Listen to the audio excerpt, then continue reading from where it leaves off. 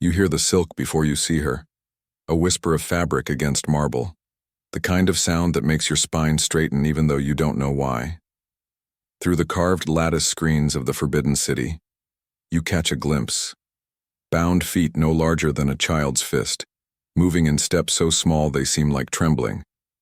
The girl, because that's what she is, barely 14, doesn't walk. She shuffles, each movement a controlled fall forward, her embroidered slippers concealing feet that were broken deliberately, folded like paper cranes that forgot how to fly. Behind her, a eunuch carries a ledger. In it, her name has already been crossed out. Not because she's dead, but because she's about to disappear into something worse than death, a place where 20,000 women live behind walls they can never leave, serving a man most of them will never meet, their existence reduced to a single biological possibility. This is 1620, the Ming dynasty, and the red walls around you aren't protecting an empire, they're containing one. Before we step further into this hidden world, I'd love to hear where you're listening from. There's something profound about people across continents connecting through these stories that powerful forces tried so hard to erase. The Forbidden City today is a tourist marvel.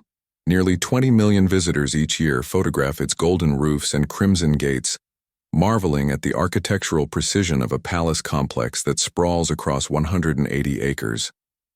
What the guidebooks mention only briefly, if at all, is that for over 2,000 years, these buildings housed one of history's most elaborate systems of captivity. The Imperial Harem wasn't a myth or an exotic cultural footnote.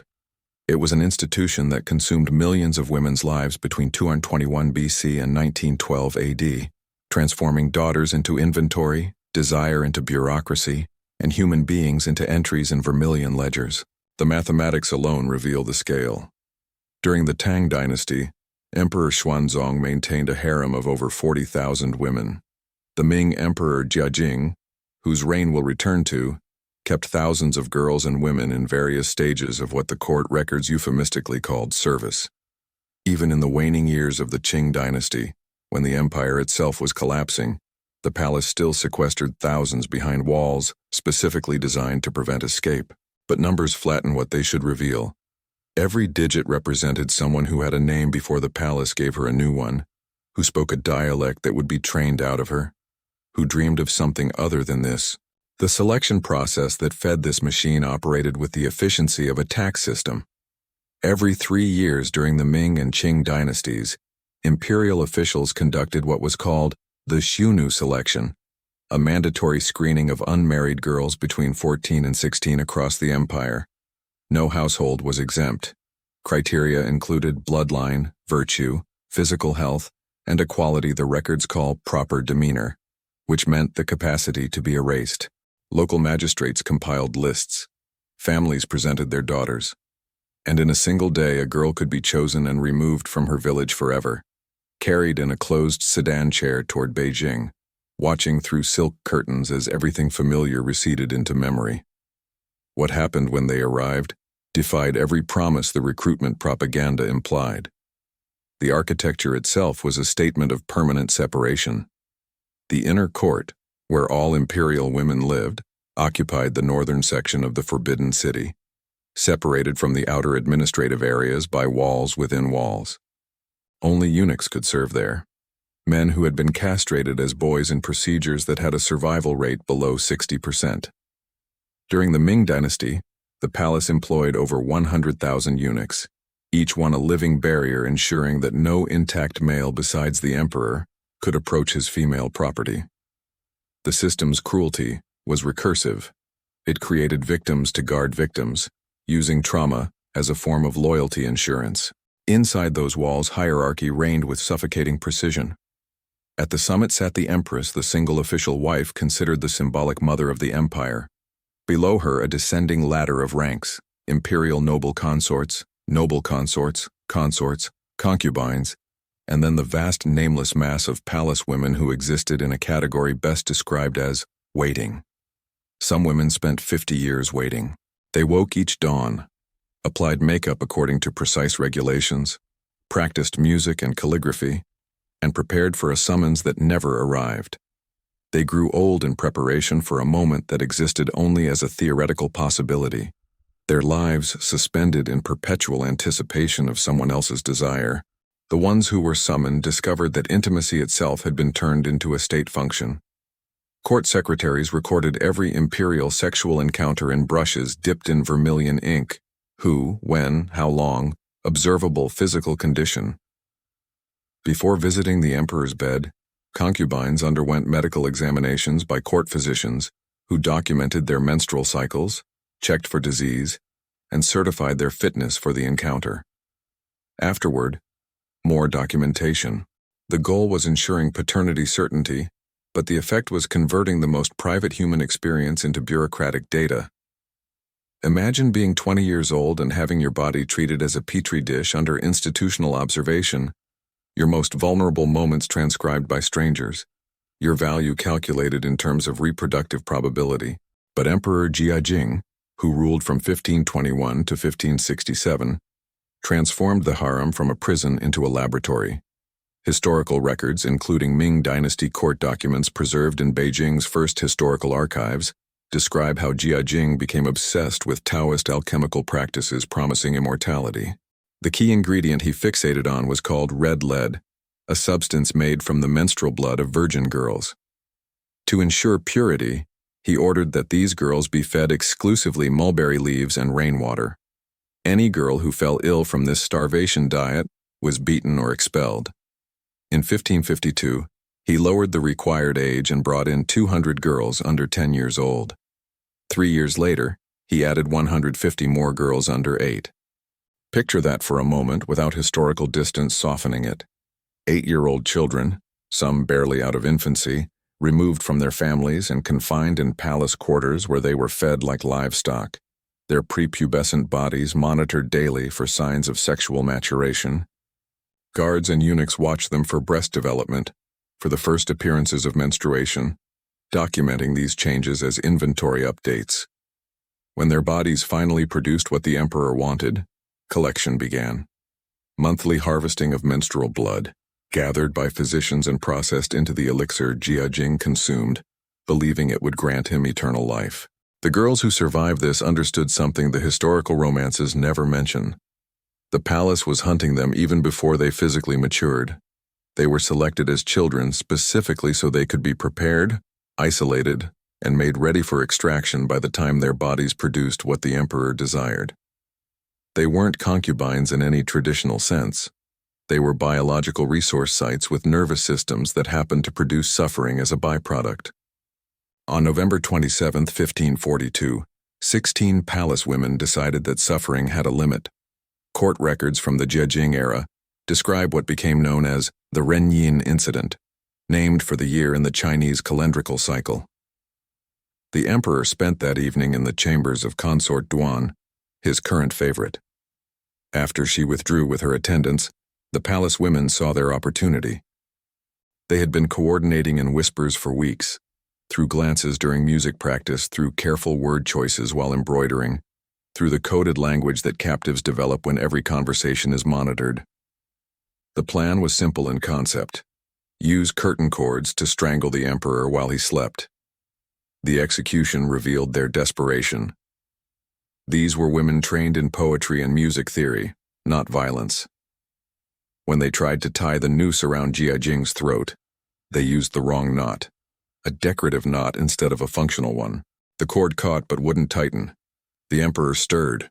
One girl, her hands shaking so badly she could barely grip the silk, pulled harder. Another woman, 14 years old according to the court records, froze completely, her portion of the cord slack in her hands.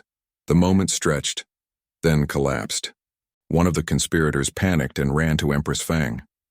By the next afternoon, when Jing finally regained consciousness, the 16 women had already been sentenced. The punishment was death by lingqi, slow slicing, the systematic dismemberment of a living person through thousands of cuts, designed to maximize both duration and consciousness. Executioners who specialized in lingqi were trained to keep victims alive for days. Some historical accounts suggest the process during the Ming dynasty could involve 3,000 incisions. The goal wasn't just death or even just pain, It was the destruction of personhood through meticulous physical disassembly. The 16 women were executed publicly. Their families, mothers, fathers, siblings, were arrested simultaneously. 10 family members were beheaded outright. 20 others were sold into slavery, their legal identities erased, their bloodlines marked with permanent dishonor. The message wasn't subtle. Resistance doesn't just destroy you, it destroys everyone connected to you across time. Your past, your family, your name, all of it consumed. What makes this story almost unbearable isn't the execution itself, though that's horror enough. It's the calculus these 16 women must have performed before deciding to act. They knew the punishment for failure. The palace provided regular reminders through public executions of rule breakers. They had watched other women dragged away for infractions as minor as speaking out of turn or making eye contact with an unauthorized person. They understood that merely attempting to harm the emperor would trigger retribution so comprehensive it would erase not just their lives, but their family's existence. And they decided the attempt was worth it anyway. They chose certain death through torture over continued life in Judge Ying's palace. That choice tells us something the court records tried to bury: what daily life in that harem actually felt like. These women weren't making an impulsive decision. They planned for weeks while continuing to endure whatever drove them to murder in the first place. They lived with their decision, knowing every day that they were walking toward deliberate destruction, and still they moved forward because the alternative, continuing as they were, had become unthinkable. Emperor Jiajing's response to the assassination attempt revealed the system's capacity for learning the wrong lessons. After the executions, he tightened restrictions on palace women, increased surveillance, and in 1547, after Empress Fang died, he brought in 300 new girls under 14. The message was clear: resistance generates replacement, not reform. Women are renewable resources. If the current crop proves defective, order more. The system's sustainability depended on its ability to naturalize horror. By the 17th century, foot-binding had become nearly universal among the palace women who came from elite families. The practice involved breaking the bones in girls' feet, starting around age 4, then binding them so tightly that the toes folded under the foot and the arch collapsed. The process took years and produced feet that were functionally useless for walking. Mothers performed this on their daughters because unbound feet eliminated any chance of a good marriage or palace selection. Inside the harem, foot-binding served a purpose beyond aesthetics. It was mobility control. Women with bound feet couldn't run, couldn't walk more than short distances without severe pain, and couldn't escape even if they somehow breached the palace walls. The physical helplessness was total. In the emperor's chambers, these women couldn't walk to the bed. They had to be carried naked by eunuchs, their bound feet dangling uselessly, their bodies transported like furniture from storage to point of use. Listen to what that actually means. A 15-year-old girl, already terrified, already objectified, also stripped of the most basic human capacity, the ability to carry herself through space. She cannot flee. She cannot even walk away. Every movement is controlled, mediated, permitted only through others. The cruelty is architectural, embedded in bone structure, impossible to reverse. By the time she's old enough to question the system, her body has already been converted into an enforcement mechanism against herself. The harem's daily operations required elaborate bureaucracy. Officials maintained rotating schedules determining which concubines were available on which nights, cross-referenced against astrological calendars that indicated auspicious dates for conception. Lower-ranking women were bathed, dressed, and examined by physicians before being presented. Their hair, makeup, and clothing followed regulations detailed across hundreds of pages of palace codes. Even nail length was specified, long enough to indicate aristocratic status, short enough to prevent use as a weapon. But for most women, these preparations were theoretical. With thousands of women and one emperor, mathematics made intimacy nearly impossible. During the Han Dynasty, when the harem reportedly reached 20,000, even if an emperor saw a different woman every single night, he would need 55 years just to meet each one once. Most emperors reigned for less time than that, which meant that thousands of women spent their entire adult lives preparing for an encounter that was statistically impossible. their existence justified by a mathematical fiction. The ones who never saw the emperor faced a particular psychological torture. They weren't subjected to his appetites, but they also had no possibility of the elevation that only pregnancy could provide. They were suspended in permanent irrelevance, fed and housed but fundamentally purposeless within the system's logic. Some found meaning in friendships with other concubines, though the palace hierarchy made even friendship fraught. Every woman was simultaneously companion and competitor, and palace rules mandated that interactions follow rigid status protocols. You couldn't confide equally in someone ranked above or below you. Genuine intimacy was structurally prohibited.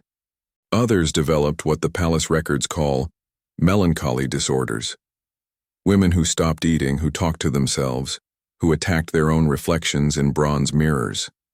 The palace employed physicians to treat these conditions, but their remedies focused on restoring utility rather than addressing cause.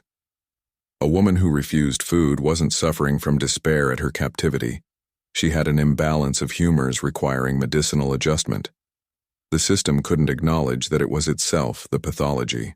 The few women who did rise to power within this structure often became its most zealous enforcers.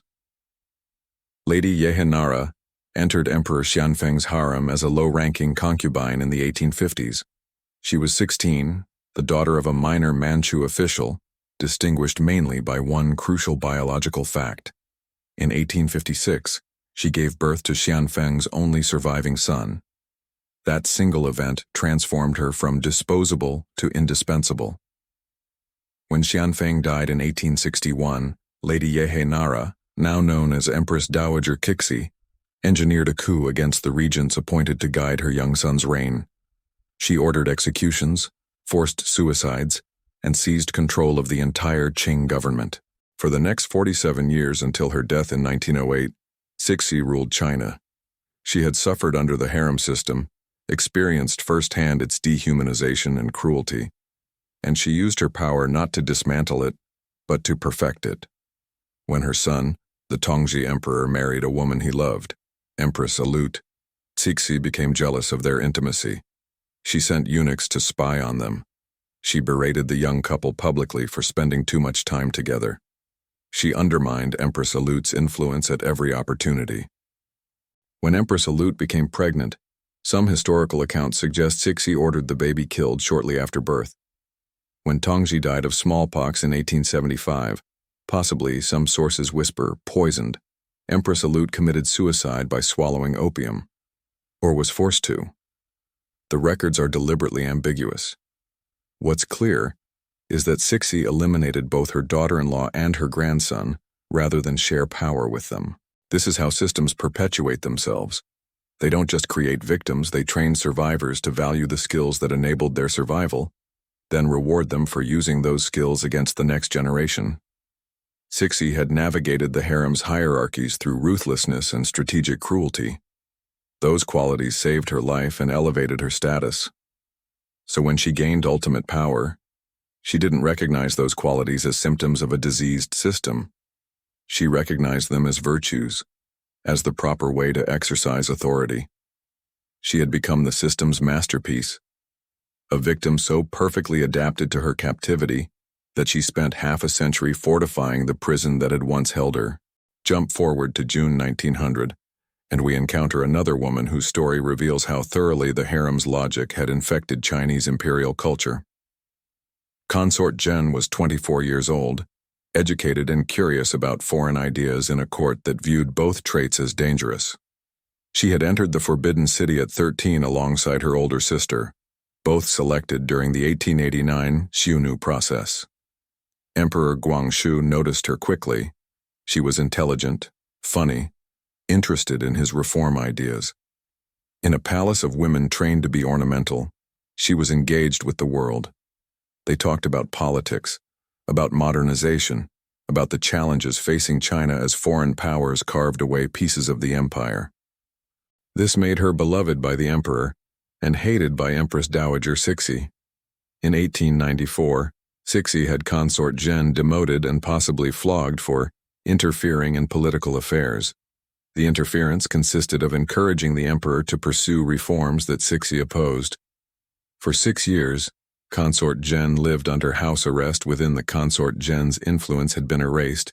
Forbidden from seeing the emperor, her status reduced to nothing. Then came the Boxer Rebellion and the foreign invasion. As the imperial court prepared to flee Beijing, Cixi made her final decision about the young concubine who had dared to have opinions. According to multiple accounts, Cixi told Consort Jen she was too young and beautiful to risk exposure to foreign soldiers during the evacuation. The solution was that she should commit suicide to preserve her honor. When Jen refused and begged that Emperor Guangxu be allowed to stay to negotiate peace, Cixi's pretense vanished. She ordered eunuchs to throw Consort Jen down a well in the Forbidden City. Narrow and deep, the well ensured a brutal death, bones shattering, drowning slowly in darkness. Her body was not recovered for over a year,